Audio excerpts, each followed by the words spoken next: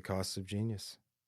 So what's the cost of being a black belt in jiu-jitsu? Oh, well, there's a physical cost, meaning that, well, a couple of things. So, like my body.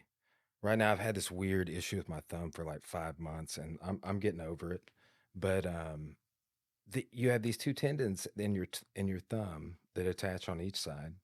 Mhm. This side's normal, and they go all the way to your neck, through your elbow, shoulder, plug in at your C4 and 5, and they've gotten messed up here. I've had some issues with carpal tunnel, but this was just like some sort of a weird injury. Happens with new moms a lot. They pick their kids up like this. Mhm. I don't know what happened, but it's been messed up for like 5 months, and that's just like I'm like, oh yeah, this is super minor. I've broken a collarbone. I competed for several years, so I was injured like all the time from that. But in my 30s, I've really done a lot of things to try and reverse some of that, and have got more into fitness for like long-term preservation and just like overall wellness and maintenance and rehab, and have had to rehab another shoulder from a torn labrum. Fortunately, I haven't had any problems with my knees. Cora, my wife, she's a black belt. She's had a meniscal tear that she got scoped. But so that's part of the physical cost, and then too, you know, there's a time cost there, right? So like you just spend this time kind of beating your body down and learning impartiality through that, and you just live a different life than most people when you're doing that. That's how you spend your time. I've trained for over 11 years to earn my jiu-jitsu black belt. It was like 7 years for my judo black belt. And I've earned a black belt from Bill Wallace, Superfoot, in the last few years. So my first degree under him. Oh, I just got my second degree actually, but forgot. So that was super recently. But too, you go on. It's just like I was just doing the same stuff I've always done, and you keep showing up. That's you put the time in, but it is a major sacrifice. That's like what I do. Like some people have to travel for their job, and I definitely do travel for what I do. But they spend their like somebody that's all they do is travel around, fly around for their job. For me, I'm on the mats. And if I'm not on the mats, I might is a subset of what I do. I go and coach people and all over, really. Vegas, Philly, we just are all over in the state. So we stay busy with that. I teach seminars sometimes, so it's just a lot of you reach a certain level, and you just I spend a lot of time teaching and helping other people achieve their goals, or other people achieve the rank of black belt. Mhm. And then we're to the point now where we've been doing this long enough, like we have multiple black belts, and then they're getting their degrees on their black belt. In jujitsu, for example, we've got some two black belt promotions coming up. And when I started training, there were only 5 black belts in the whole state, less than 5. So, and now there's, I don't know, probably 100, I would estimate. If you looked at Northwest Arkansas to Little Rock, the whole River Valley, Fort Smith, Peripheral, that's what I would say. And there used to be a time where I knew every single one of them, right? And then it's just like people like me that have students, like we're about to, promote up. We promoted 5 black belts after I was promoted, Cora being one of them. And from there, we've got 2 more promotions coming up, so that'll be our seventh total black belt. So it's like that's kind of mind blowing if you know the history of the art, right? Like that just did not exist for the first decade plus I was doing this. So there were just no black belts. Like I was telling somebody on a podcast the other day, I remember seeing a purple belt and we thought he was like a unicorn. We're like, oh, wow, he's a purple belt in jujitsu. Oh my god! Like, so, too. I always tell people, and this is like I'm parroting this from somebody else, but like the jujitsu black belt is like the PhD of martial arts. Like you just have to put in the time. It is a major sacrifice, physically. It's mentally demanding because it's just it's chaos. It's a chaotic state of affairs that you are controlling, but that term implies sometimes holding somebody down, and sometimes holding them down is going to lead to less control. So sometimes you have to let them move.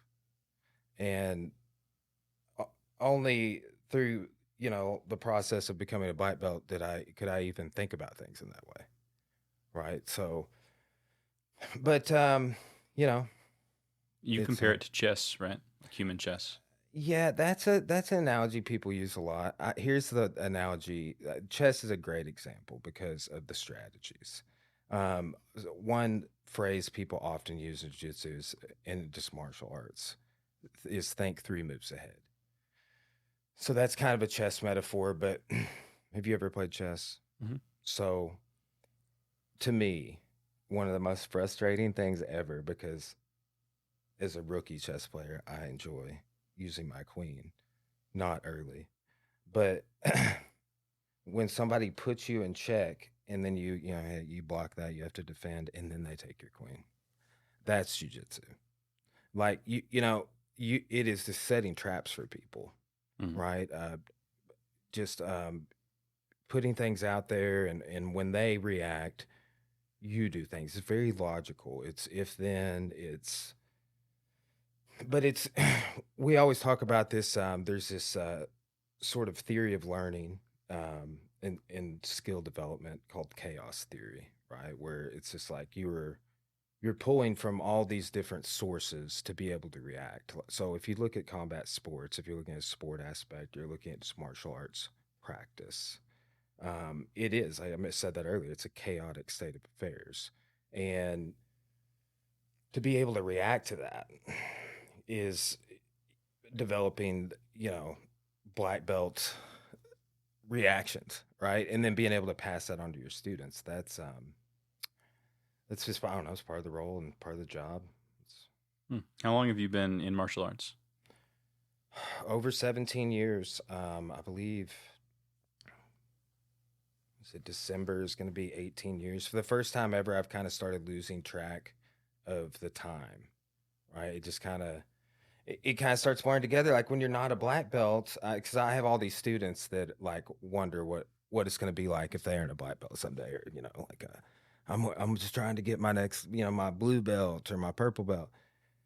And yeah, like once you get the black belt, it's not something you think about anymore. You just think about the real things. Like, I wonder if this will work against, you know, this dude in my gym, Joel, who's played football his whole life and played for Tech and is super strong and fast and athletic and 265 and, super nice guy. But it's like, does the technique work on him? You know? Mm-hmm. So it just becomes about just the reality of it. And the older I get, I'm 36 years old, the more it becomes about self defense. I'm still involved in coaching. Had somebody win state and Mid South Golden Gloves and fight in national Golden Gloves this year. That competitor Joel, he won the Pan American Games in Jiu Jitsu. So we have people that are successful in that area, but sport is just kind of one aspect, one gauge or measurement. It's like the sport's really cool, but that's only about 1 in 10 people that are going to come in and do the sport side, right? And I can still do the sport side. They have a 30 and up division, right? I just went to Vegas for Masters Worlds with one of our brown belts, Justin Myrick, and he, he's just turned 44. I rolled 44 minutes with him for his birthday, so it's definitely something you can do your whole life, like when I don't know if you played any high school sports or anything, but like once you are done with that, like, and if you don't become a teacher slash coach and then dedicate all your time to being gone in the evenings coaching, that's it. You don't do it anymore. Maybe you coach your kid's soccer team or something. Mm-hmm. But martial arts, you can do that forever, right?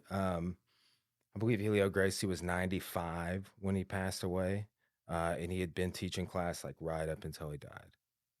Like one of the pioneers of Brazilian jiu-jitsu. So it's definitely something you can do as you age. Like I said, I just get smarter about my body and more aware of what's going on and figuring things out. Like before I ever went and saw anybody about this, I was like, oh man, the queer veins tend to, it just kind of got aware of what my symptoms were. And it just kind of blew my mind. At first, I thought it was just my carpal tunnel. Mm. But I hadn't had issues with carpal tunnel. So I was like, oh, I was traveling a lot and I did, I mitigate that with collagen. Right. So, but that's just from tons of writing. Like I've been writing recently and like I was like, oh, it's flaring up for that reason. But man, I'm just super active. I'm always exercising or training or on the mat doing something, hitting. This really flared up when I was training for that last black belt testing with Bill Wallace. And I just like didn't realize what it was, and I should have gone and got it treated and started PTing it. And I was just thinking it was the carpal tunnel and waited too long, and then it kind of entered the chronic side of the condition. But it's I've come back from it. It's crazy because like you get older, and when I'm younger, I didn't experience any injuries that were like over 6 weeks to recover from. But this shoulder injury, that was a year, right? Like this will be 6 months, I bet, before it's better. So that's something that's wild. I think when you're younger, you recover faster, Mm. and I definitely experienced that. But it's also, competing brings about injury, and you're just constantly demanding from your imperfect body Mm. more and putting it through a lot. Like combat sports they're not for the,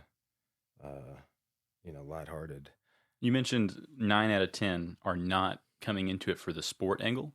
Yeah. So what do they get out of this jujitsu? Lots of things. So I mean, our gyms is like a close knit community. So like just I said this to somebody yesterday. I was doing a demo at a school, and one of our assistants was helping us, and his girlfriend is a longtime student at our gym, and I noticed that she was at the noon class, and he was at the noon class. And I was like, oh, yeah, they're doing class together. There's that sort of stuff going on in every class all the time. Like people texting each other, like, hey, you going to spin class, like whatever it is.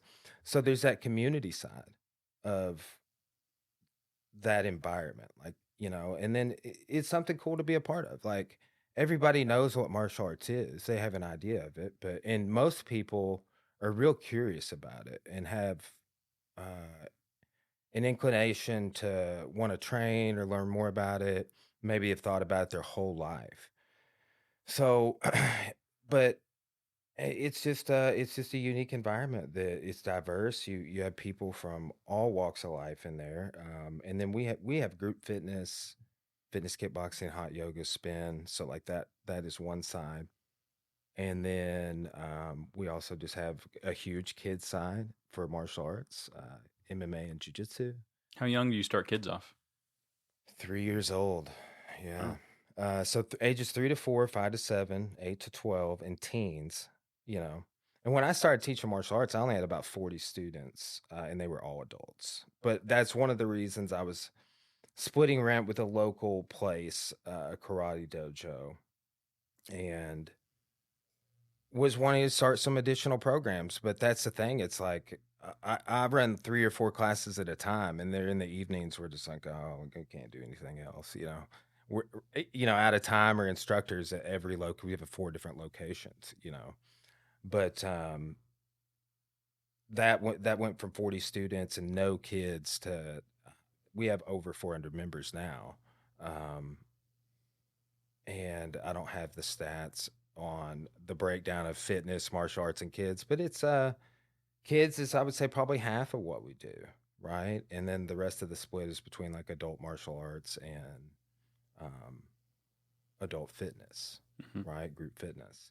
But martial arts, group fitness, everybody can benefit from like a wellness activity, you know, and you can come and train and do classes like fitness kickboxing or even the kickboxing or Muay Thai. Like when we spar in there, or boxing, you can either the class is over, and we're doing it at the end, like that's what we do for boxing, and You can spar or hang out and watch or leave.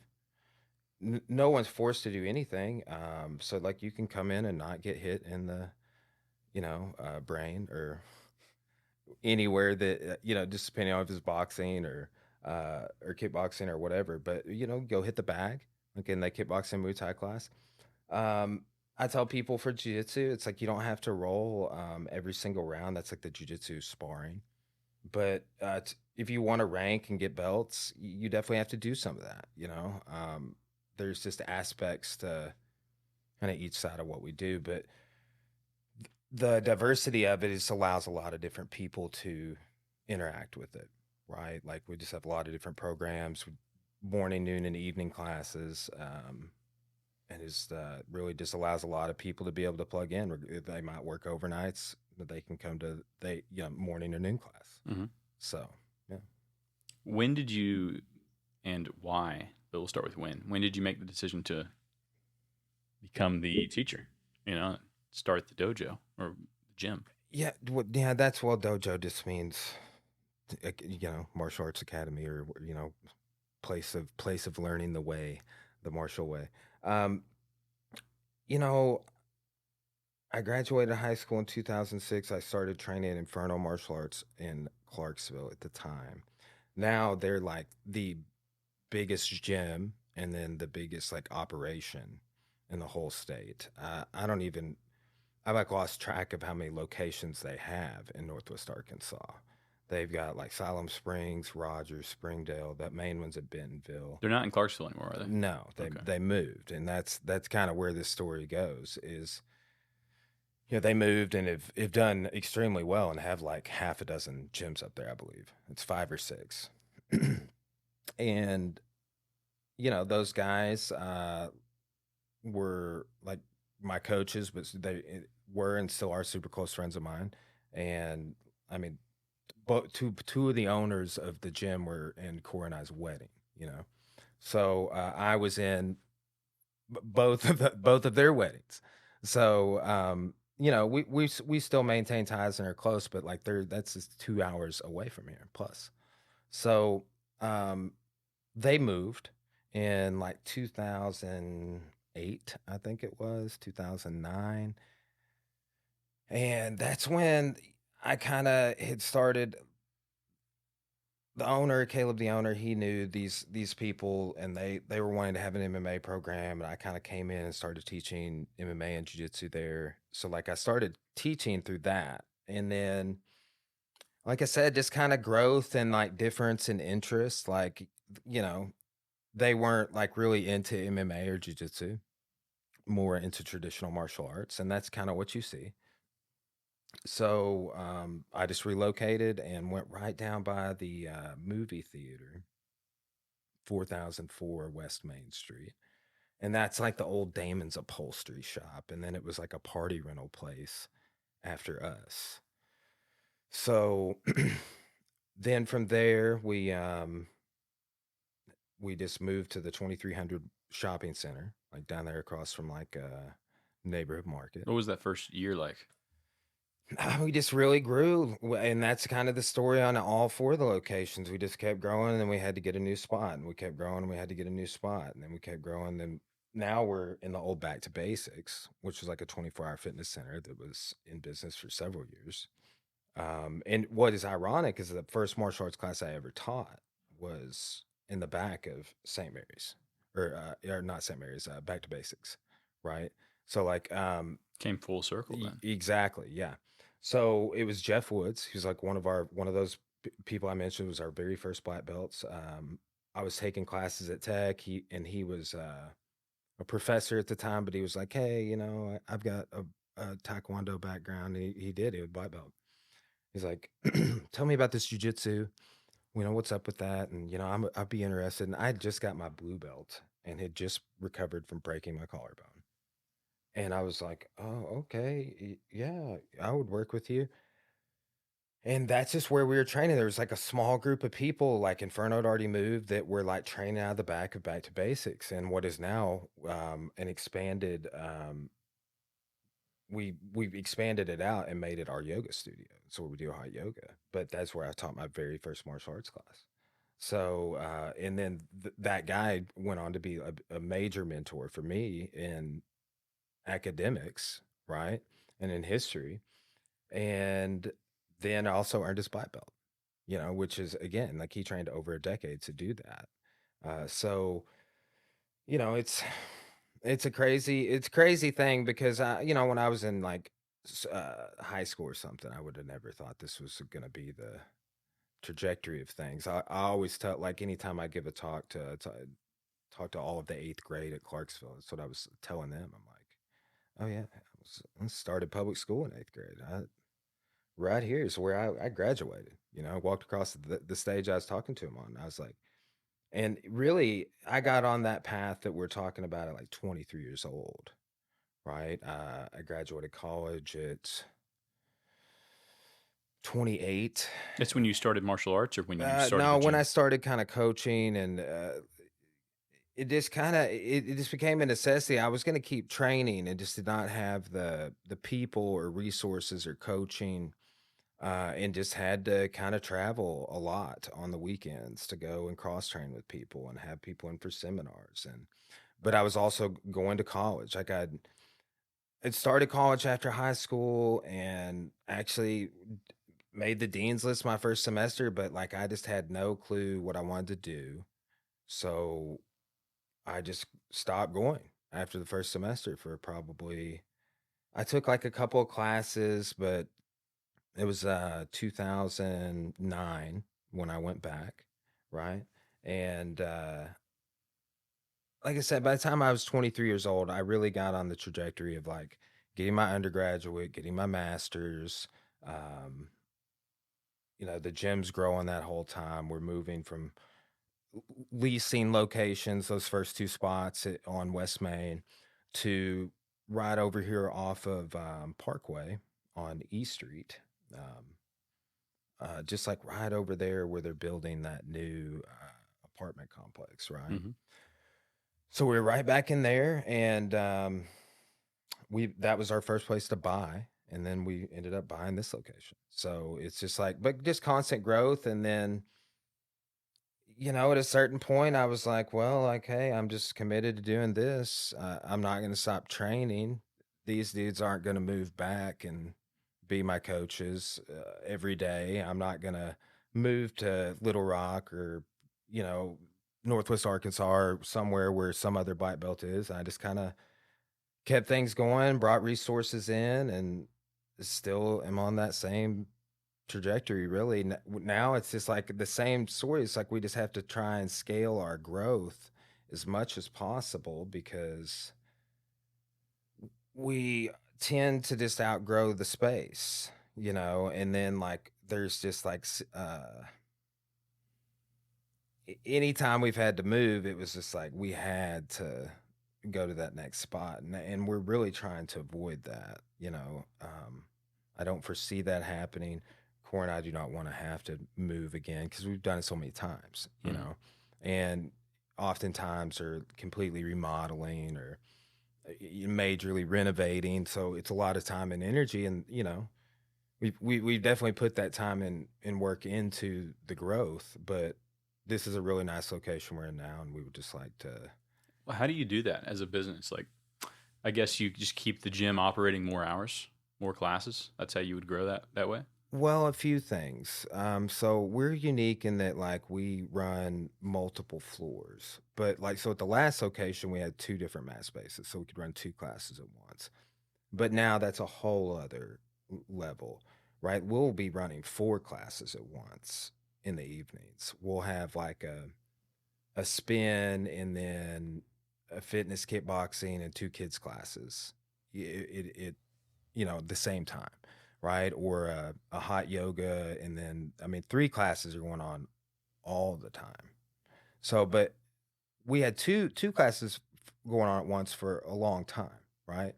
And then now, like I mean, that's just like maximizing your time and space. Is we have in our front area we have two mat spaces, and we have a back where they had like their free weights in that fitness center. That's our fitness kickboxing room, but we can also obviously do boxing or kickboxing and Muay Thai back there as well. We can even grapple back there. We have, so like my beginner jiu-jitsu classes back there. Then we have the yoga studio and the spin studio. So those are separate rooms as well. So, but we built that spin studio also. So, it's just getting creative with that. Like that's not even necessarily a model I copied from anybody. We just did that out of necessity Mhm. in the scaling process, is again, we just kind of always ran out of space. There's only so much mat space. Like I have a boxing ring and we don't have it set up because that's 20 by 20 that you lose out on. I mean, we have a little bit of seating in there, but like it's all mats. It's all training area. And but the multi-class model, that's what really allows us to not be there all night. And then we also do morning, noon, and night class. Even at noon, there'll be a kickboxing going, fitness kickboxing, while I'm teaching jujitsu. Or in the mornings, Josh McMillan will be teaching the morning martial arts program, jujitsu. He even teaches kickboxing on Fridays, and there'll be a fitness kickboxing going on at the same time. It's just two different groups of people, right? Like people that want to do jiu-jitsu and it's, they work at the plant or whatever, or overnights. One guy works overnights at Tyson in Clarksville, comes to the morning class, right? So it's just a big diverse group of people. And, some people just want fitness, some people want self-defense, some people want competition. And we try and just provide a space for all of that to exist. You know. Yeah, it's very cool that you've been doing it this long and you haven't. People say don't do what you love for work. Some people say do what you love. Other people say don't mix pleasure and business because it could ruin the thing that you love if you start seeing it as a Yeah, business. it can. Yeah. But have you ever struggled with that, or has it always been you still maintain this enthusiasm for the sport? Well, it's you can. I think the burnout's real, but right now I'm more passionate about martial arts than ever. I taught college for almost 5 years, and we were growing a lot during that time too. That's like we moved into this location we are now while I was teaching full time, and full time is in the role I was in was like 25 to 30 hours a week. Somewhere else, not at my business. Now like I sit around and I'm not doing that, and I'm like, how did that work for so long? Like, and then too, after I'd stopped teaching for a while, it's been about a year, I started to kind of notice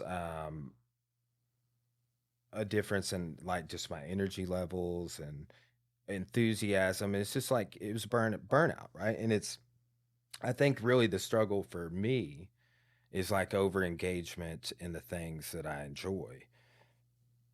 Excuse me, because I enjoy a lot of different things, right? So it's not just martial arts, it's playing guitar, it's I'll go skating. I see this longboard right here. I keep looking at it. I too have one, right?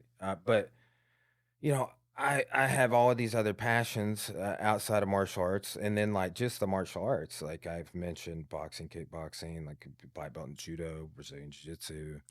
There's the art, self-defense side. There's the sports side, right? It's just a lot of different compartments, and then It's a you know, deep sport, I guess. A lot of different yeah, disciplines, and it is. It is definitely. And it all correlates, and it's like I said, combat sports is a way to describe it. But it's in history, like that's what I got my master's in. I always wanted to teach history. I used to like vividly, for whatever reason, some point in time when I was studying for my finals, I was still an undergraduate. I was like wondering if I would ever teach in a classroom. And I had 178 hours on my undergrad, and I got my history degree, minor in philosophy, and I was considering teaching high school for a certain period of time. And then I was like, no, I'm not doing that. So I went to grad school, got my master's, and then I didn't do anything with my master's other than just run the gym because, like, I never. really had to do anything else. It was just like a choice. And I mean, it was beneficial, like, while I was doing it in terms of like, I mean, it was nice. My insurance was a little cheaper, but the stress level, right? Like it definitely, I think that's really the advice. I think do stuff you're passionate about, but you've got to balance the things that you're passionate about. I have the disease of being passionate about a lot of different things. And that will really bring about burnout, or you just have to balance that stuff. And sometimes you have to take a step back from it. And like I'm working on this book project right now and I write on it whenever I can. And it's frustrating, but sometimes I cannot write on it for like 2 or 3 days at a time. Or I'll plan to write on it one day and I get pulled away doing something for the business or whatever, you know?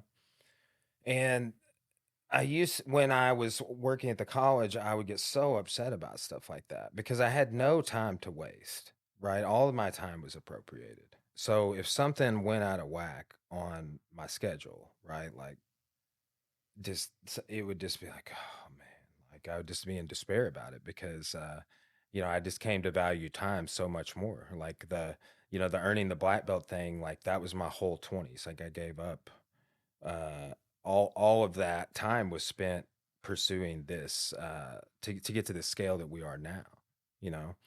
And really that just happened as a result of the passion.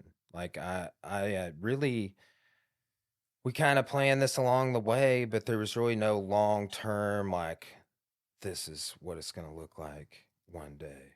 It Mhm. just grew into this like over time. This is what it became, with just based off of the processes and culture and values and passion of Cora and myself and other people that are involved, like our employees. We have a ton of assistant instructors, and um, they all play an integral part of everything we do day to day. Mm. You mentioned sacrifice a lot in your 20s. Committing to this was, how did you know the sacrifice was a good choice? Because a lot of people listening to this podcast, Brian, they're young entrepreneurs. They're starting a business. They've been thinking about it, and that comes with sacrifice too, chasing their passion. Hmm. So how do you know that it's going to be worth it in the end, and then you're not making a grave mistake? Well, you don't, just like I don't know if my retirement account is going to do anything. You just at least I can make an educated guess. You know what I'm saying? I often tell people that because like right now I'm not teaching history, but I'm writing history. I'm engaging in the act still, but it's like I acquired a certain ability level through getting my education, through receiving my all the classes, receiving my degrees. um, I was able to acquire the ability to rapidly learn and process information and apply it to my life, you know? So whatever I do is it's like it goes through this filter. I'm always questioning, analyzing things, and looking at the problems in the world in a different way based off of all of my past experiences. And I have all these experiences with business, with martial arts, and then with just like teaching and learning, right? Whether that's been on my mats or um, elsewhere. And along the way, like particularly now being 36, like entrepreneurship, it's a big gamble, but it's way better for me personally having done both. Like, I mean, I worked at a college while I was doing this. And really, the main thing I learned from that was okay, I'm not going to run my business these ways. Like, I would always notice and kind of compare and contrast, like, okay, I'm an employee here. And then we have our employees here, and I don't want to ever treat them this way. Mhm. It was just like a learning experience in that way. Just kind of baffled me that there were these institutional practices that really affected the lives of the people doing the activity of teaching. Like it is very interesting to me that very typically at higher education, a lot of administrators are very far from the classroom, and the teachers are very far removed from the decision making process as it pertains to how anything is done. And there's faculty senates and things like that, and I got to work in that capacity as well. And it's just having done both, I'll take entrepreneurship. Like that was, again, I was doing that activity because I had a passion to do that activity. Like I was like always wanted to teach. I used to pace around and study for finals and wonder if I ever would, and I did. And um, I'm definitely will teach again, I'm sure. But I still teach every day. I teach martial arts every day. I taught a fitness kickboxing class today. And I engage with people in a learning environment on the day-to-day basis, and I have for years. So, but yeah, it's a risk, but everything's a risk. Like when I was trying to parallel park outside, it was a risk, and For real. you jump out of airplanes, and everything's risky, and you can sit around and worry and think and obsess about that, or you can just act. And I messed up and failed a lot, and have had to overcome. You have to overcome a lot of adversity, and you would have to do that in any job, really. So, but at least you're in a little more control of the outcome, right? Like I'm successful because I work super hard at what I do, right? Like that's the end of the day. If you just want to simplify it, like we have worked extremely hard over time, and we've been doing this for, I guess March will be 12 years, I believe, since we've been open. Yeah. So had our 10-year anniversary thing last year, but this March of 2024 will be, yeah, it's been a long time, 12 years. Wow, good stuff. Yeah. And for all of our listeners, if you live around Russellville and you want to, partake, you do like a free week, right? For new or Yeah, free anybody free can come lesson. try Yeah. some free classes. We also will offer intro lessons. Like if somebody wants to do like a one-on-one with me or one of the other instructors, one of the other black belts, we can schedule that. If you just want to come do a couple of free classes, free week, fitness, kickboxing, yoga, whatever, you can contact us and we'll get you in there. Awesome. Well, Brian, thank you so much for joining us. Yes, sir. It was a pleasure having you on, and thanks everyone to listening.